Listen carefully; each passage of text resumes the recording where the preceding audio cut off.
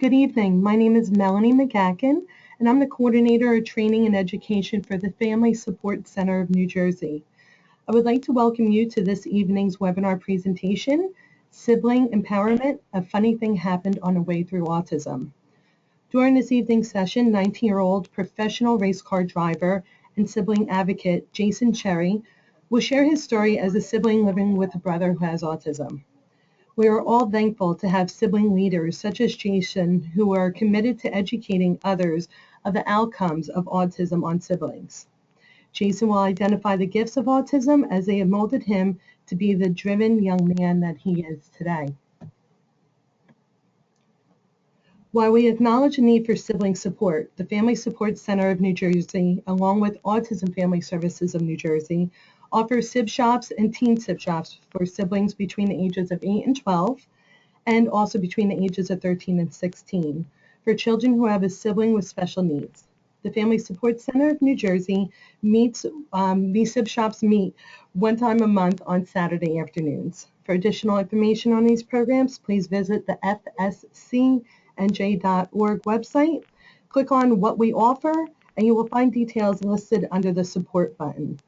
Or feel free to reach out to the Family Support Center of New Jersey for details at 1-800-372-6510. Today's presentation is meant to be an open discussion between our guest, Jason, his brother Matthew, and his mother Kathy, and you. We encourage you to get your questions in early. With that being said, let's take a moment to go over how you can participate during tonight's web event. Everyone has their own control panel in the upper right corner of their screen that looks similar to the one here. Use the orange arrows to open or hide your control panel. To listen to the webinar, you have two audio options to choose from, mic and speakers, and telephone. If you can't hear well using your computer speakers, you can elect to use your telephone to listen to tonight's web event. In order to maintain the best sound quality possible, all but the presenter will be muted throughout the webinar.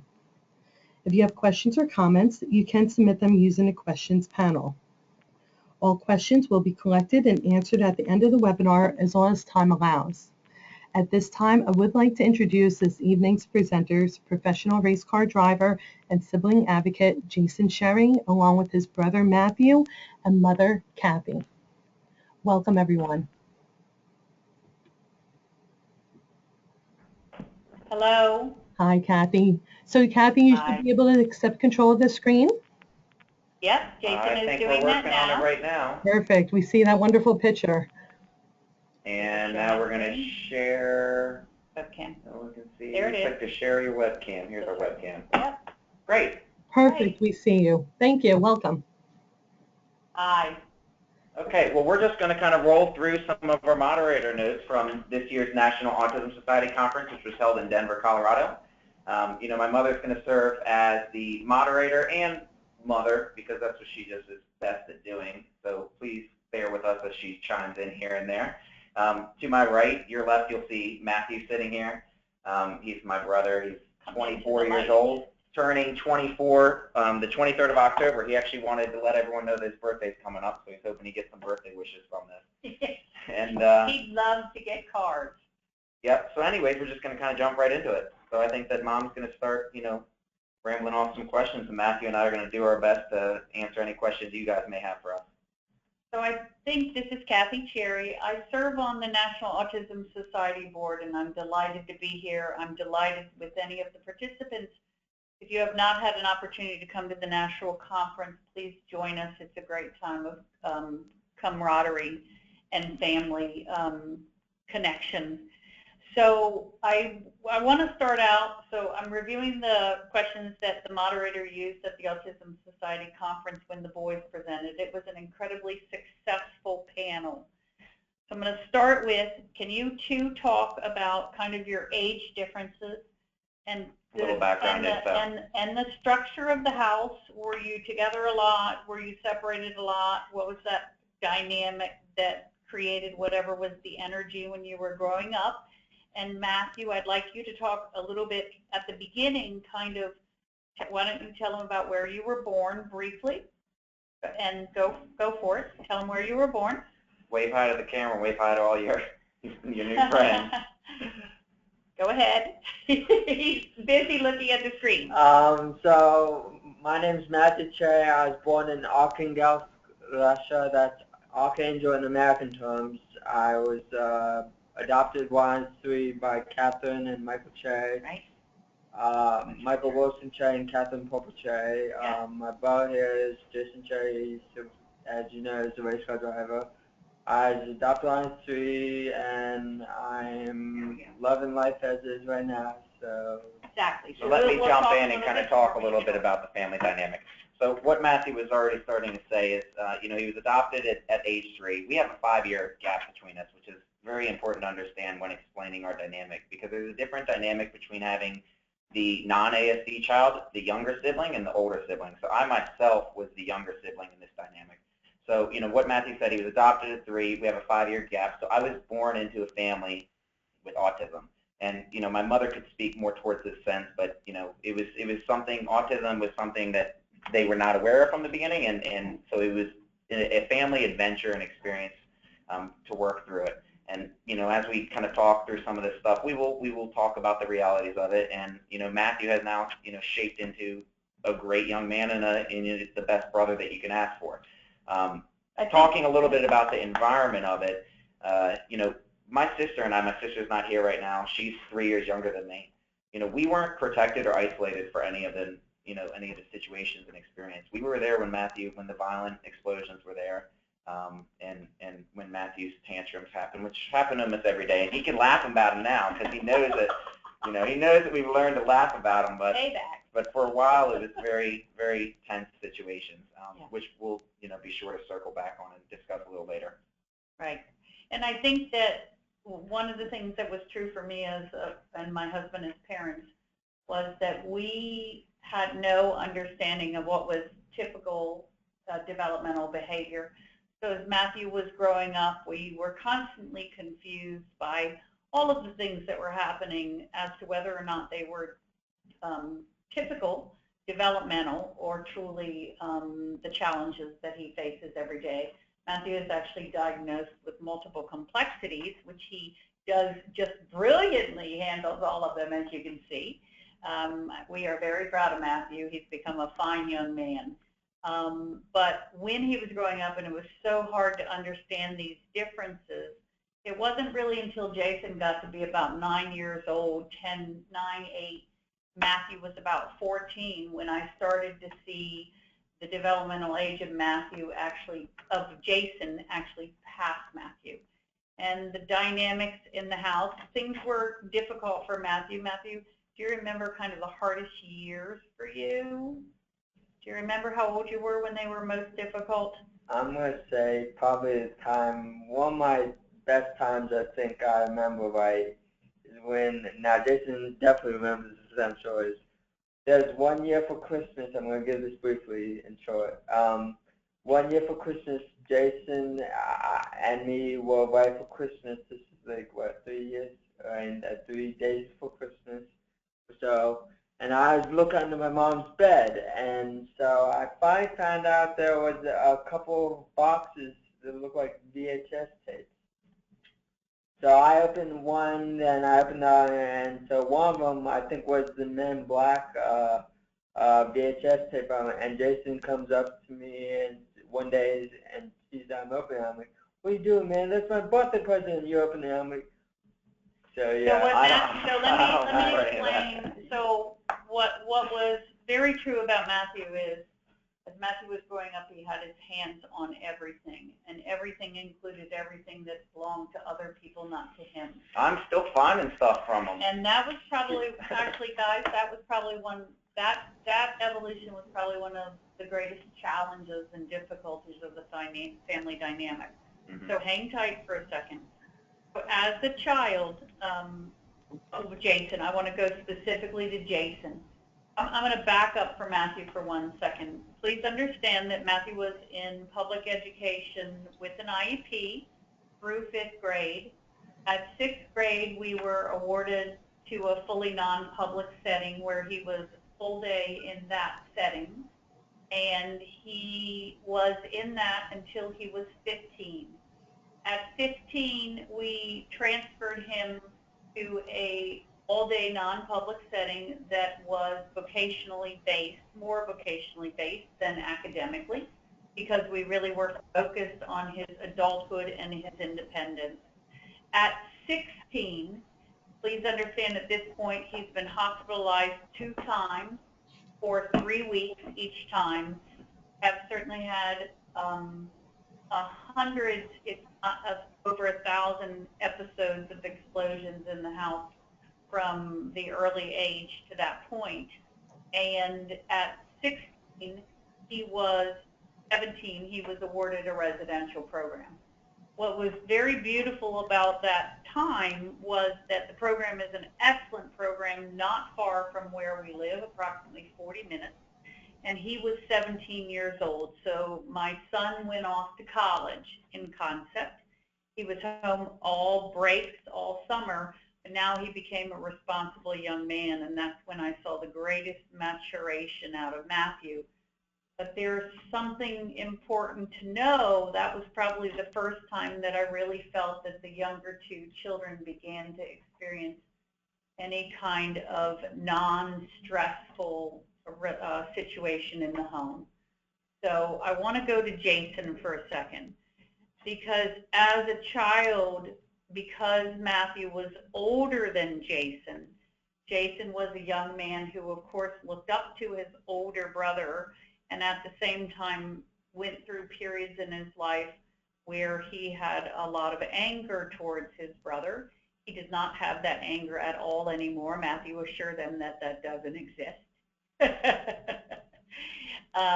But I think that it's important to understand what happened in the evolution for Jason specifically. Yeah, so, as she was already saying, and I mentioned in the beginning, the dynamic between Matthew and I, me being the younger sibling, especially a 5-year gap, was very important to understand. I mean, if we were closer in years, we would have been going through adolescence around the same time.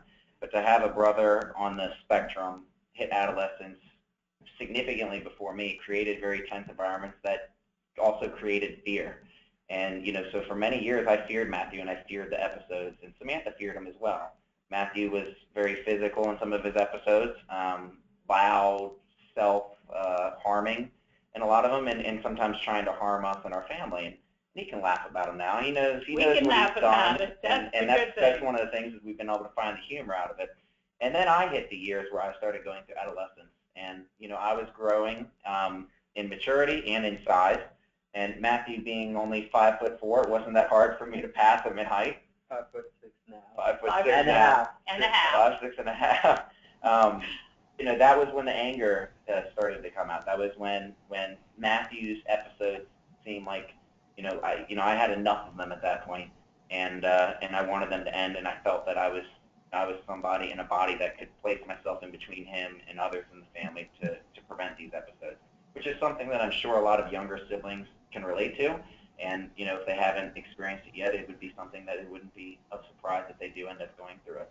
And I think the one important thing to understand out of all this, that, this whole theme of talking tonight about our experiences is that things always end up being okay in the end.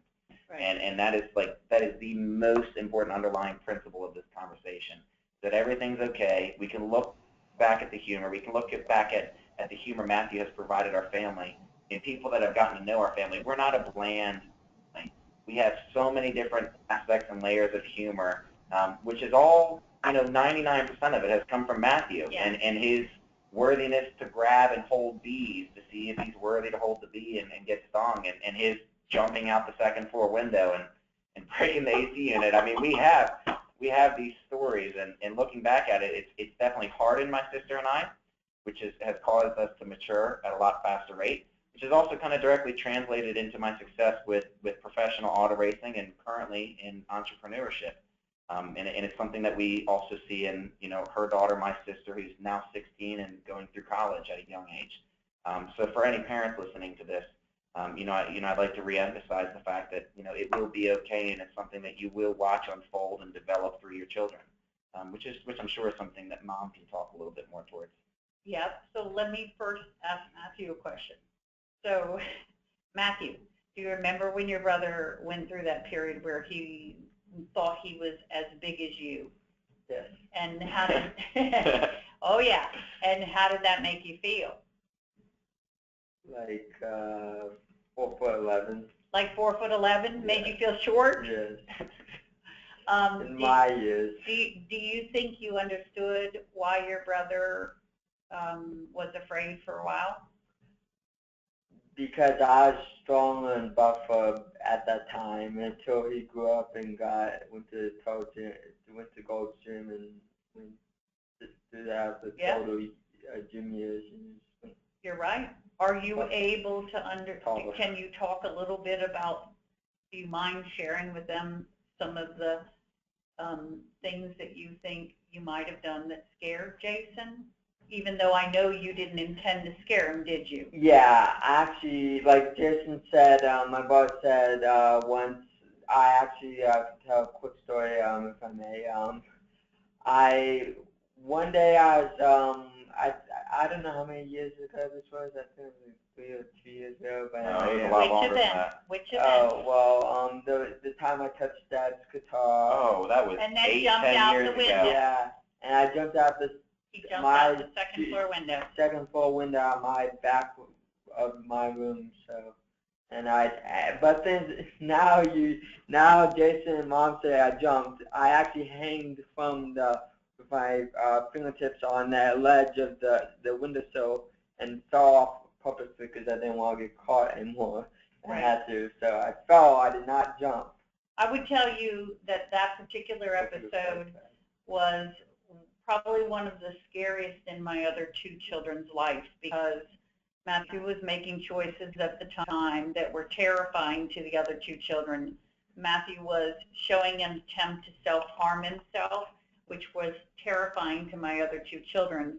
And how my other 2 children processed through this was that Jason came through it in the early adolescence with, actually, honestly, he came through at early adolescence with a lot of anger, because he was very mad that in concept he felt like this was an ongoing part of our life and that his childhood obviously was being kind of robbed.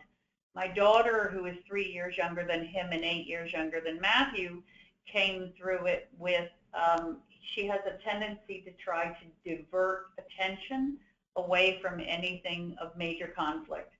So if Matthew had self-mutilated and was bleeding all over the bed, right? See, we have to have a sense of humor. My daughter would want to come in and brush my hair. And so what happened to me for my 2 children is I am so proud of all 3 of them. I'm proud of the fact that it is true that I think that having gone through these experiences, 2 things for my younger children: they grew up much faster, they became much more vocal, and they became very strong advocates for all individuals with special needs. It's interesting because my daughter was on the college campus this past month, and she came and communicated how she knew that one of the young men in the class has Asperger's, and she actually obviously has befriended him, and he's become a good friend to her because she knows how to relate to a child who may be struggling with a social issue. So that becomes very naturally for my 2 children. And in Jason's case, Jason made it very clear that while he was very angry at his brother while he was growing up, he also made it equally clear that he would be fully and wholly responsible for Matthew, obviously beyond our life. And so Jason has taken on the role that while Matthew may create all kinds of mixed emotions for him, Jason is the ultimate protector of Matthew, and I believe that Matthew knows that, don't you? You do. Let me share with you guys, all the listeners, Matthew was, at the age of 21, transitioning out of Benedictine school. He was awarded a full residential funding for the rest of his life in the state of Maryland. It has been a journey, and it was a very long journey. I'm happy to talk to people about how that came to be. And Matthew lives in a wonderful group home right here in Annapolis. We see him often. In fact, we FaceTime him every day. He comes home about once a month. We see him otherwise for dinner and things. We take him and his roommates out. Matthew has also been engaged for 2 years to Crystal, and he has a full-time job. So he's doing very, very well. And it has a, and I have a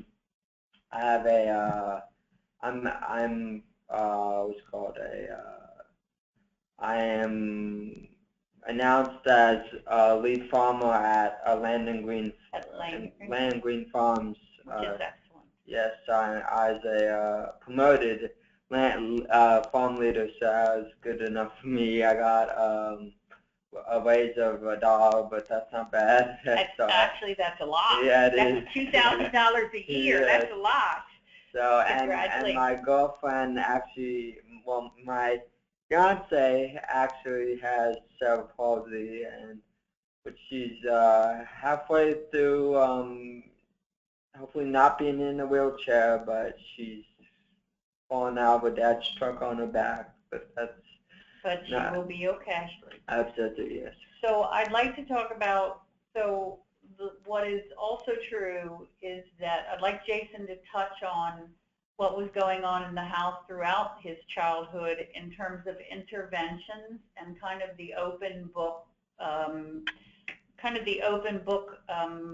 what am I trying to say, policy or practice that we took towards our life in full disclosure. What's very true about this family is this family does not hide anything. The horrors or the joys, we don't hide you. No, it was important to me. So you do hide stuff. It was very important to me that our children be very vocal and verbal about that frustrated them or about the pains and sufferings that they were having.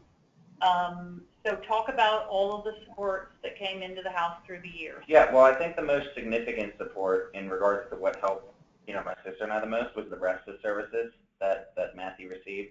Having Megan, who was a part of our life for probably 8 years, be able to take Matthew out and remove this tense environment and take him to bowling or wherever. I mean, for ice skating, that created a 4-hour time period where there was no intense, drama or tantrums going on. Our first real family vacation was going to Disney World, and the only way that we pulled that off is by bringing Megan with us. And she was able to take Matthew off to the Indiana Jones shows and all that other stuff. And that allowed us to have, a calmer family vacation. She was able to help diffuse a lot of the, situations. Another service that, we received, which my sister and I didn't really care for that much, was therapy. And having, people come to our house and try to discuss with us the events that was going on. And I'm sure a lot of siblings can relate to that, to this feeling in specific, which is the fact that I would have a young, individual, a young worker come in and begin hitting me with textbook answers as to what I should be doing different and what this situation is actually looking like. And that was something that never sat well with me, and my sister and I never liked to listen to it. You want to tell them why? You want to tell them why that didn't sit well with you? They didn't know what they were talking about, and it was as simple as that. They weren't aware of the situation, and that's something that I'm sure any family members, any siblings can relate to, any parents, siblings will relate to. It was something that, to have some young worker come in and like I said, just start hitting us with textbook answers, what we should and shouldn't be doing different. No one understood what we were going through except for our family.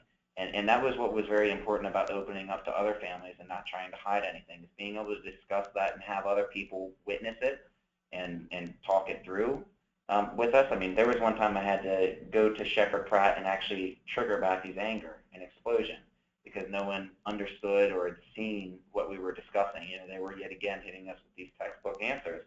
And of course, once we got Matthew to whatever it was, do that time. I do remember. Do you remember? So, when you reflect back on that, it was the first time that Matthew was hospitalized, and I would say at that point, Jason was probably only 8 years old, and it was Jason who knew exactly what he needed to do that would trigger Matthew's explosion. And when Matthew had the explosion, he went in a very controlled way over to the Shepherd Pratt hospital room, grabbed onto the windowsill and said, "Get them out of here now before I kill them." And of course, Matthew didn't mean he was going to kill them. We certainly always knew that in his heart he was such a wonderful, loving child. But do you remember that he was tossing your Indiana Jones hat while Dad was helping you with the guitar? I can't remember. Yeah, so then you're mixing it up with one of the other two. No, I thought you meant about touching the radio and trying to switch off the radio tuning knobs so that was the station. That was part of it too. I remember that, yeah. So I think that to be the age of 8 and have to know and perform that is obviously requires a tremendous amount of maturity.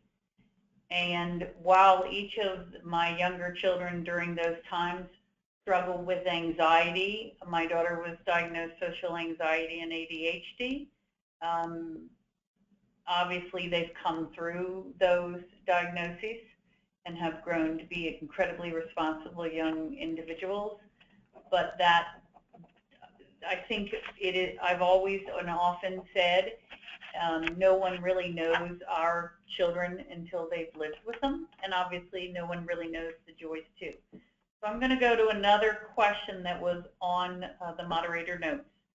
So can you talk a little bit about your relationship? I'm looking at Jason, and so obviously Matthew has matured, and now that the house is calmer, because Matthew is an adult, and in his adulthood, he obviously has become a great young man. But I'd like Jason to talk about his relationship with his sister, specifically how he feels their relationship dynamic is as a direct result of what they experienced. I think that, I've been kind of witnessing it as Samantha's been growing older, because she's still 16 and getting out of her teenage years. Other than the obvious facts that I pointed out earlier of her being more mature, I've noticed that she's also been a lot more open to me and relying on me, because that was something that we had to do when Matthew was going through adolescence. We had a tense environment and we had no place to take refuge. So, what does that look like today? It looks like her coming up to me with a question, her coming up to me seeking a protector, or simply just wanting to discuss something, which is it's most definitely a result of Matthew, because I don't see that relationship in a lot of my friends and their siblings. Sammy's just become a really bold person because of Matthew. I mean, I've been bold just from pretty early on because of all the stuff Matthew liked to take out of my room. But but as Samantha's gotten older, she's definitely she's shaping up into a really great young lady, and it's all because of Matthew, and that's just one of those blessings in disguise that we can look back on and say. So one of the last questions that we talked about at the session was, what are the direct gifts and strengths, if you had to define what those were specifically, that we can actually thank Matthew for? And I think our biggest thing as a family is that we want people to understand that while certainly raising autism is difficult and has its ups and downs and its tears, the reality is the outcome is so far exceeds anything that we are so grateful for having the strength that we have now. We're so grateful for having the sense of humor that we have, which is probably a really big deal for us. So, Jason, why don't you talk about first what you see as the direct strengths and gifts of having been raised with Matthew?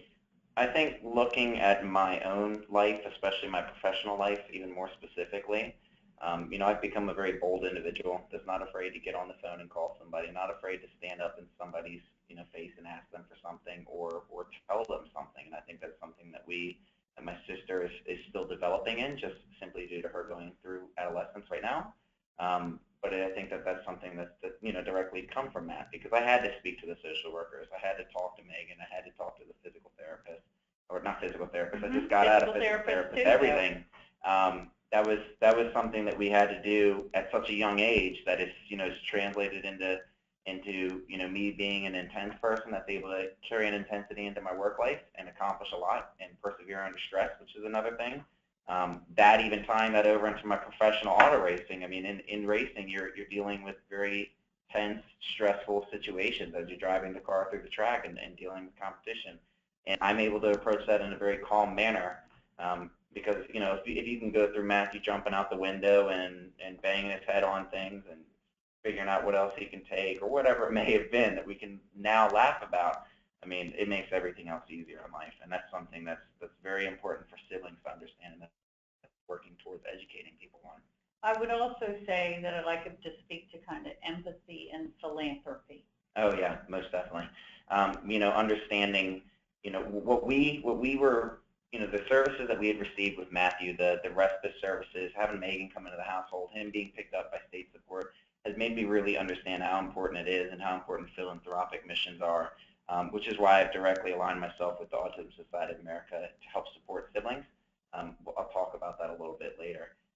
But it's something that, you know, being involved in this environment, in this family, because autism is a family as a whole. I mean, it's beyond just our own personal family. His group home's our family. The Benedictine school's our family. It creates just such an awesome dynamic that it's just, you know, you can see families that have just become very philanthropic and are giving, you know, because of this. And it's something that I've kind of watched unfold in our family. You know, it's something that it's very difficult to explain to others that aren't involved in autism, but those that are currently going through it, have gone through it, or will be going through it will completely understand what I'm trying to say here.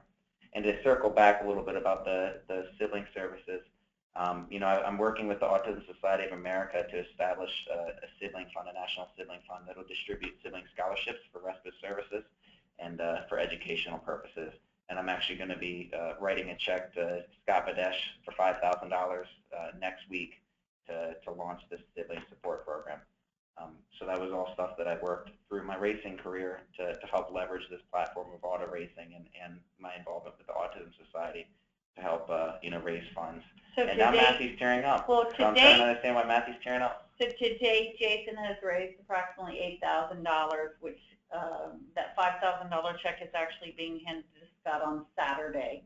And then the $8,000 is a fund that's in the Autism Society, held by the Autism Society, to which Jason will decide, obviously, how it gets distributed specifically to families to help the siblings with their goals, whether it be for respite, whether it be for scholarship funds.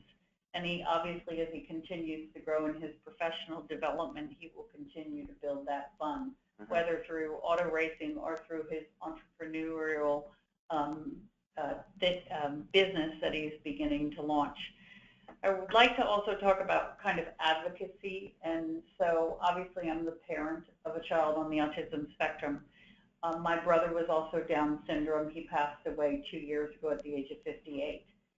And I do believe that autism specifically, although not in isolation, autism was probably the one thing that created the biggest voice for all of our children and adults with disabilities. So while we've obviously had wonderful advocates and parents over the years speak for all of our global disabled population, the reality is autism specifically created the biggest voice.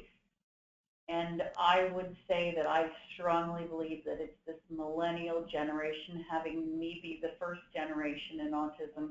I believe it's the millennial generation, our siblings of our kids, that are actually going to have the greatest impact on federal legislation. I think we certainly are trying to do it, but the reality is we still don't have a strong enough unified voice. And I think it's going to take a couple of more decades till we actually see significant change in how our funding streams follow our kids across state lines, in how our kids on the spectrum and any of our kids with disabilities have the right to choice as to where they live, the right to choice as to if they get education, the right to choice as to what type of housing they live in or what state they live in. And so for me personally, Jason's obviously mission is the siblings. For me personally, it's to see that that state funding actually has the ability to be transportable across state lines. And so I know that that's a big challenge, and I know that it could take 10, 20 years to accomplish it, but I'm hoping that it can be accomplished. So Matthew, hi. I'm fine my days. Would you like to tell them what you think your greatest gifts are? Don't say whipping. Oh, yeah. Matthew loves to crack a bullwhip, but what do you think? What do you think your greatest gifts to Jason have been? My humor, right? My thoughtfulness for others. Matthew is incredibly compassionate. He is an incredibly compassionate young man. Toward elderly people, and trying to find ways where I can get time to be with my brother and sister, or my mom and dad. When I get a chance, they need me, I'm there. You know, it's just family-based matters sometimes for me. So, as my mom said, my Uncle John, who had Down syndrome, had passed away, and I said to Mom, I gotta make this plane trip. I can't hold back anything. I gotta make it. So I made it. So yeah. True. I think at this point we will actually open up to some questions. I think that we covered a pretty good amount of information, and I'm sure we're missing some stuff. I apologize if we didn't cover any sort of. But anyone listening, tuning in right now, please feel free to send us any sort of questions of any kind, and we'll be happy to answer. So Jason, we'd like to hear from, I'm sorry. We'd like to hear from any of the listeners if these are siblings that are on the call, or if they are parents and they have younger siblings, and what might be happening for them, and how we might be able to guide to give help. Kathy, Jason, and Matthew, thank you so much. Definitely an emotional webinar this evening. So thank you so much for sharing your story. So the first question we have is actually someone is asking Matthew. It says, Matthew, my older brother has autism, and he doesn't really listen to anyone. What would you suggest us trying to get him to listen to us or any other adult? So I guess for the group. Ooh, that's a good one. Perfect. Can that person share with us age of you? So they said Matthew, my older brother. You're confusing us right now. Oh. What is, do we happen to know the age of the older brother? I don't, but if that person would type in the age and share, that would be great. That would be great. So Matthew. In the meantime, Matthew can begin addressing it. So the question is, this young man, having some echoing on the phone, this young man who has autism, anybody? And Kathy, excuse me, I'm sorry. The brother is now 15 years old. Okay, and he is on the spectrum, Melanie? That's correct. Okay, so he's not listening to anybody. Okay, well, basically, if I were 15, if I was 15 and I was listening to anybody, I would want to at least accommodate myself, or trying to get to people's questioning to why I'm not listening to them by moving around, saying, what did I do wrong? I'd like to know why you're not talking to me. I'd like to have some way of communication so you can actually talk to me about what's going on, because I used to use stress tools, like stress toys, vaguely, but I grew out of it. I actually to develop more, how to say, more. I don't even know how much to say. I think we're both a little confused here right now. I think I can translate for Matthew. So, and I'm also going to bring in another thought too, so I hope this is helpful. I find that teenagers, so don't confuse your son with autism from your son who is a neurotypical teenager. And I think that what is true about neurotypical teenagers is they often have difficulty relating to older people or parents, anybody who's trying to know what to do. So one of my recommendations would be to try to find, if you are faith-based, have to be, but try to find a support group in which there's young teens. Try to tag to a young man and get that young man to wrap around your son. Because I think that when you are a typical teen and you're struggling to relate to parents or anybody else trying to tell you what to do, and then it gets more confusing because your mind is processing like an individual on the spectrum, and you kind of saw some of that processing go on with Matthew right now. What he was trying to explain, I believe, was that sometimes things are hard for you to get out. Right, manipulating sometimes for me. I don't think that's quite the right word. Do you mean manipulating? No, yes. Let's make sure we get that. Yes, because my mom and my house manager, well, my old house manager at Yeltwig, where I live now, she says, "Why are you trying to tell things that don't sound right to me?" I'm like, well, it's not that I'm trying not to sound right, it's just that I'm a manipulator. Sometimes I can't get the words out right. And so I actually think manipulator is not the right word. Right. It's okay. So, you know, obviously Matthew struggles at times to use the proper word by definition, even though we understand what he's saying. So he's struggling to find the right word, and when he uses the wrong word, that can confuse communication. Right. And again, so what I'm going to encourage the listener to do is so in our area where we are, we're in the Washington, D.C., Annapolis area, there is a faith-based Christian counseling group. And so I would reach out to that group and find a young male counselor, someone who might be 22, 23 years old, who could really relate to a teenage young man.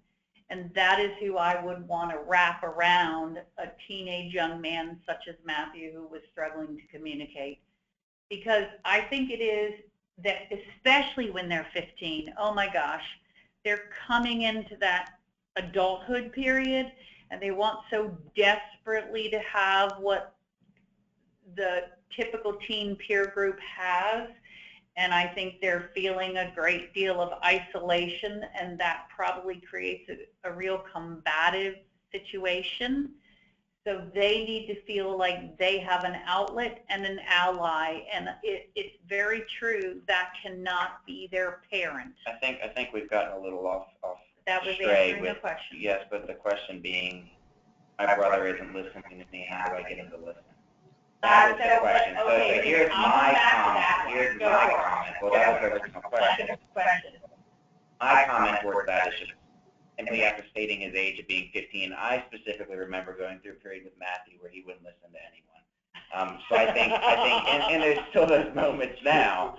But to answer that question, I think a lot of that also has to do with age, and I think just, you know, as the sibling that is neurotypical, you know, I think just having a great deal of patience, which is something that you're going to eventually learn. It was something that I lacked for a long time and still lack at moments, is most important. And just kind of looking past it, and maybe just removing yourself from the situation altogether. Well, I could say that was a brilliant answer. I would agree. So our next question. I have a question for that individual or parent of the individual. If I may say so, you take no offense to it. Does this individual or the person you talk about have a problem, or in his case a problem, or have a problem with personal popularity in his age of his surroundings? You'd like to know if he feels like he has, or if he feels like he's isolated. Right. So Melanie will get that answer. I'll now for sure what answers would. So Melanie will get that answer. But Melanie, if you want, go on to another question. Perfect, thank you. And Matthew, I'll let you know if that answer comes through. So the next question is, my older brother is 18 and has autism and is in college and doing great. but he has grown bitter towards others because he used to get made fun of a lot. Do you have any advice that I can give him to start opening up to others for friendship? You know, that's actually an interesting question because prior to having this call, Matthew and I and Mom were discussing Matthew kind of having a little bit of a, I wouldn't say a bitterness, but he was beginning to recognize, you know, the immaturities of other people in the public surrounding and how they may reflect towards him. Right. Matthew was describing that when he was last at the local Annapolis Mall, while he was walking around with his girlfriend, he felt that there were strangers making fun of them and laughing. And so we were actually talking about, and I was suggesting to Matthew that the next time that happens, that he needs to simply walk up to those individuals and say, my girlfriend and I have the special needs and we don't find that funny. We don't mind you laughing with us, but we don't want you laughing at us. And so Matthew, I would wish to obviously continue to educate my son and give him the power to feel strong enough to walk up and not be confrontational, because that's not Matthew, but more to speak about how he's feeling and how what they're doing impacts him. So it sounds to me like 18-year-old is actually quite high functioning because he's in college, and I can only imagine how he's feeling. So what I would wish for him if I were his parent, I'll come at it from a parent standpoint, I would hope and wish for him that he'll find the group of people that obviously are become his close friends, and then ultimately those to whom he was bitter at will become unimportant to him, and he'll have his own group. And I think that that's something that a sibling could almost step in and help, you know, place more emphasis on the fact that there aren't, you know, you can't be friends with everyone in the world, and having somebody to reassure, you know, that child that is on the spectrum that is just what it's going to be, and that there are others out there that love them, and just, you know, creating a support network within your family. I mean, even just this, you know, sibling to sibling dynamic is extremely important. You know, when Matthew tells us that, you know, our response back initially is, you know, Matt, those people exist in the world, but there's others out there that aren't that way. And I think, you know, having that child on the spectrum understand that that is just the way that, unfortunately, the world revolves, that would, you know, help eliminate some of the bitterness. And actually, maybe she could encourage her brother to actually have own group of support for individuals or siblings on campus and rally that group together. I think he would find that there are a lot of other students who are either diagnosed with Asperger's or high-functioning autism, and or there are probably plenty of siblings. And so maybe she could help him to actually start that group, and that would give him the support that he needs. I agree. I think those natural supports are sometimes the most important supports that someone can have. So the next question that we have, which I think is such an important question, is directed to Jason.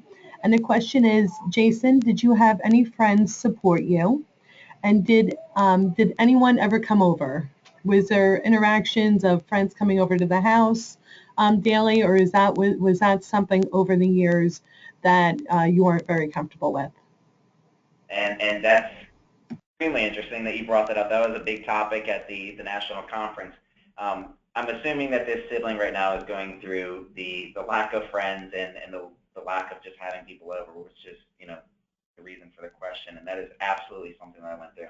I mean, for a period of, shoot, it was probably elementary school all the way up to maybe even my senior year in high school. I mean, that whole period of 12 years, I didn't have anyone over at the house. I was embarrassed. I was afraid that Matthew would have a tantrum. I was just all around. I didn't have any confidence in regards to the family dynamic. And it was something that just has to develop and evolve over the years. I personally did not have friends that supported me with, you know, with everything that was going on with Matthew. In the past. Not now, as an even adult. Even then, even now as a young adult, I mean, there's always going to be the people that are going to exist that are going to say, you know, I understand what you're going through, but they don't. And that was in regards to having friends supporting me. I just try to you know, separate my friendship from this personal life and what has gone through with Matthew. When everything was going on, yes, there were people that I tried to talk to about it, and sure people tried to support you. I mean, nice people exist in this world, but I didn't find much support from it, which is why I think it's so important to help connect these siblings on a national level. And to further that thought, that's actually something I'm working to do right now with the Autism Society of America. We're trying to establish a national sibling board that will, help unite this into one voice, which my mother was talking about, which we firmly believe would be the strongest voice out there. Yeah, so that child right now, I mean, it's fortunate and something that is totally normal. They feel that it's not normal. I can tell them right there it is extremely normal, and one day you'll be able to look back at it and kind of laugh on it. But that was the humor that we find out of it all. You learn to laugh and to look for the blessings in disguise, as I say. So I think that segues nicely into our next question. The next attendee is actually thanking you all for sharing your experiences. They want to know that it's been very that your stories have been very helpful for them to hear. And do you know of any sibling support programs for people over the age of 16? This is a 23-year-old sibling of an individual with autism, and she would love to stay connected with other siblings. I think my first comment right now is that I am always willing to connect with people and stay in touch with people, whether it be through phone calls, FaceTime, whatever. So, she can reach out to me through my Facebook, through my professional page, through my website, whatever. I'd be happy to connect. Email. Through my email, jasoncherryracing@gmail. There's multiple ways. Just figure out a way, search me, whatever, and I'd love to stay connected. We're currently trying to work to establish these groups. I know that there are some groups out there that exist. Yeah. One of the panelists from our conference, from Denver, Colorado. I know she worked to do some groups like that, some workshops. Personally, I don't think there's anything local to us. I'm well, assuming. No. Where is she? We need to know where she's located. So probably the best thing for her to do is actually reach out to Jason's email. And I don't know if she's in New Jersey or if she's called in from someplace else. And obviously work with the society to maybe local support. And then if she wants to reach to Jason personally, and obviously he can be a support to her, and he can connect to the young lady that's out in Boulder, Colorado. She is a female and she wants another female connection, that can work too.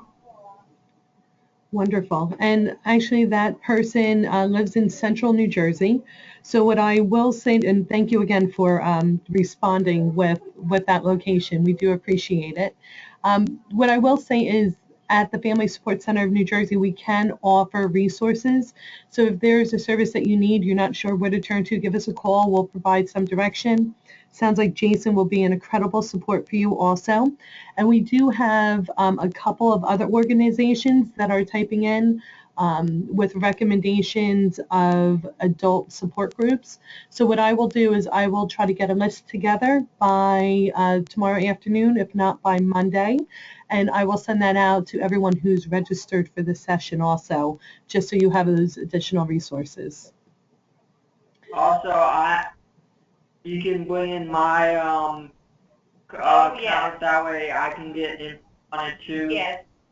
Matthew's face is Indiana Jones. No, it's my What's your Facebook? My email. I apologize, everyone. This is getting confusing. Right. Melanie, I'll shoot you his Facebook and email stuff. Matthew would like to. No, actually, Melanie, Matthew would wish to hear it because Matthew loves being big friends.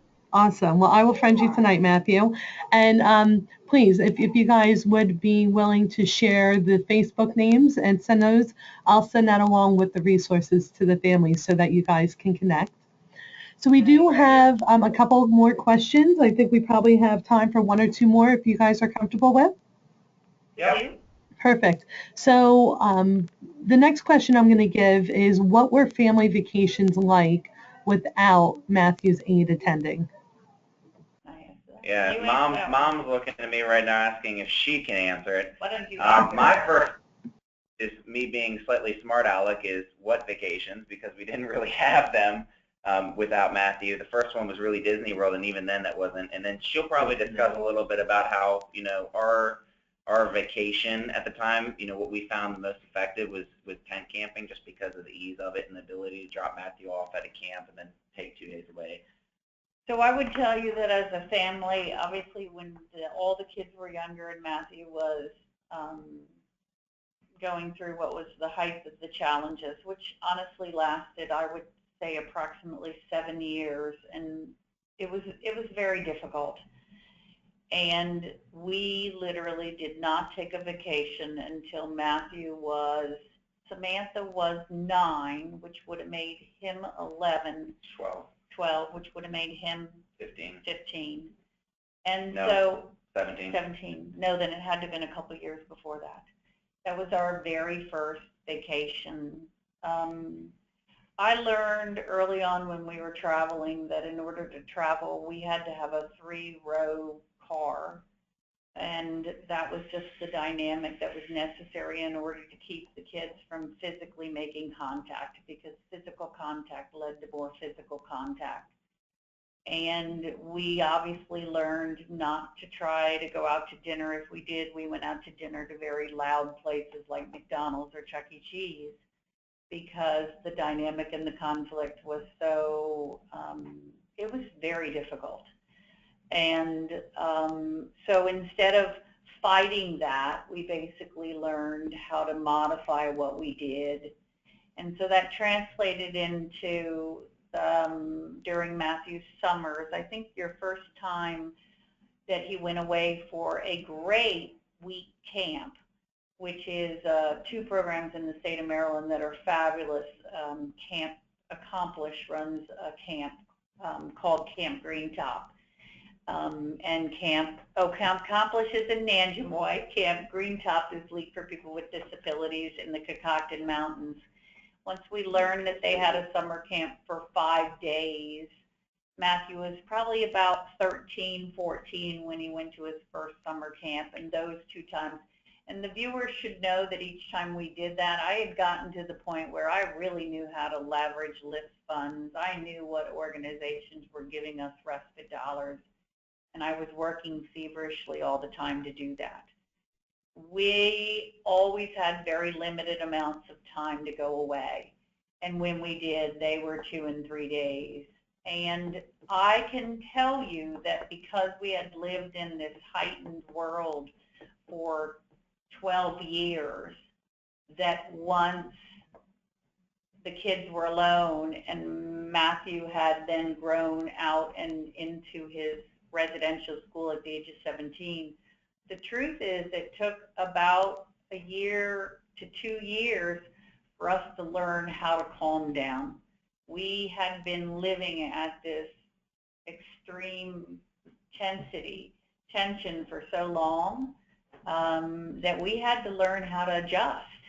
And it did not happen overnight.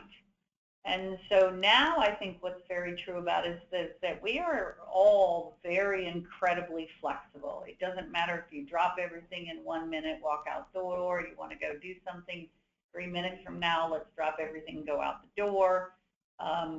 We are very flexible, and that's the way we live our lives now. And so you want to talk anything to that at all?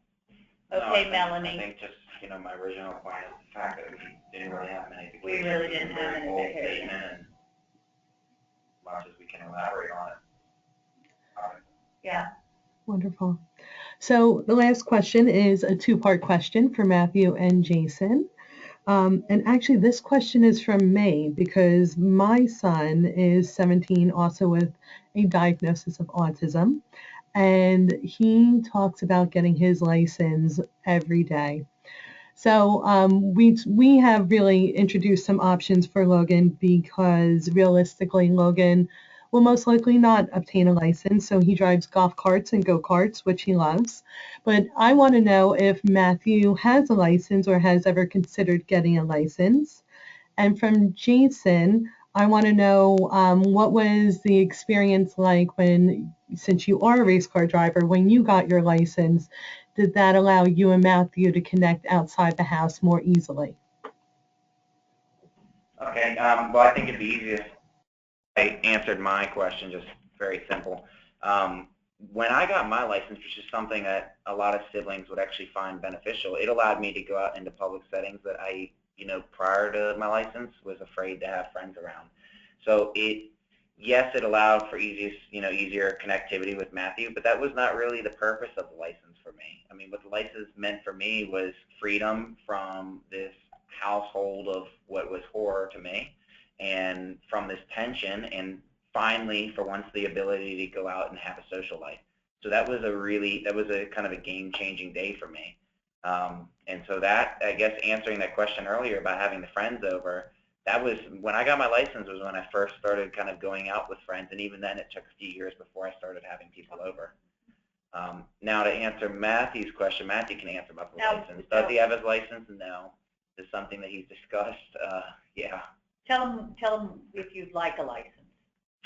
Well, no, I'd actually not like a license, because the thing is, I like to be transported around by people, and in case it becomes a problem to me in the very, very, very future, where I'm still young at heart, and I decide to, people decide finally to say, are you going to do some carpooling today? So I'm like, no, I think I'm just going to ride along.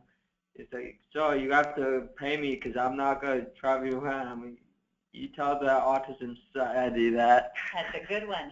So basically, that's my answer. I'm sticking to it.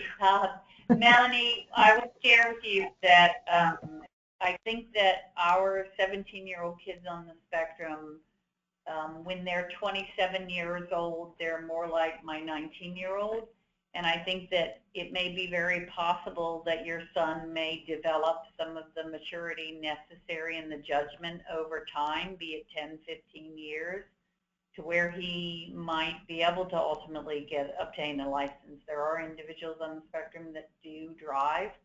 For those who have children that you're really not sure when they're younger than your child, Melanie, when Matthew was young, no different than my other two children, I wanted to give them the experience of actually beginning to be responsible with driving something. My other children had been cutting the grass with a riding lawnmower from the age of 7. Matthew was about 10 or so. I put him on the riding lawnmower, and I cut a big rectangle in the yard and then asked him to cut it. And that first time he got on the machine, he did good, but what I learned really quickly was that he had no judgment for the turning radius of what made a 90-degree turn, and he had great deal of difficulty understanding what had been cut and what had not been cut. So the second time I put him on the riding lawnmower, I actually cut the grass in a circle. And so when I cut the grass in a large circle, I took away the need for Matthew to turn at all. And so that was the way that I exposed my son to being responsible with a piece of machinery and turning it. And I felt very comfortable having my son on the lawnmower. I knew if he got up, it would turn itself off. And I think it was a great opportunity for Matthew to learn. I, too, Melanie, have thought to myself, would Matthew, over time, come to the ability to drive? I think the truth is, if I lived in a more rural area and with age and time, I could probably get him to that place. I think that Matthew's greatest challenge is probably reacting fast enough to a situation. Say if something were to cross the road, he would probably get very nervous, and that would cause him to not react fast enough. But Matthew, over the years, has wanted the ability to drive or be independent as well. Yeah, no, I remember that conversation that he had with you, and I think the most important thing was Matthew was at the age where he was adult enough to have the conversation in the first place. So he understood the response of that they just felt it wasn't necessarily appropriate, and he was able to move forward from that. But I think there are lots of avenues besides the things that you've described, Melanie. There is a young man who is on the spectrum who does drive racing karts in racing series. Oh, He's in Canada. Out of Canada. Austin Riley. Austin Riley. Out of Canada. You can look up Racing with Autism. I met him last year when I was at Mosport, which is the Canadian Tire Motorsports Park. I was racing there, and I hosted an autism group that weekend. and he was, yeah, he came out. So your son could start professionally carding. Which could translate in. I will absolutely share that information with him. So I greatly appreciate you sharing that with me. So I see that we are out of time this evening. I actually kept you a little late, so I do apologize. But Kathy, Matthew, and Jason, thank you so much to your whole family for sharing your humor, your openness, and your courage to really allow us into your home this evening, and for sharing your personal stories. Please know that thank you, and please know that your dedication is truly inspirational to many families out here. I see Matthew. Oh, Matthew, please. Melanie, I'm sure Jason will interrupt me on this, but before you go, I'd like to let you know that my my Facebook is a hard face what's it called avatar. It's hard to because I have a beetle wig on. I have a turtleneck that is I'm in front of a open. Matt, we'll take care of it. I'll send it to her. Melanie, I'll send you your Facebook. He's going to send it to Melanie. And anyone else that would like his link, we're more than happy to share. We'll send Matthew's address for birthday card. Awesome. Absolutely. Matthew, I will absolutely find you on Facebook. No worries.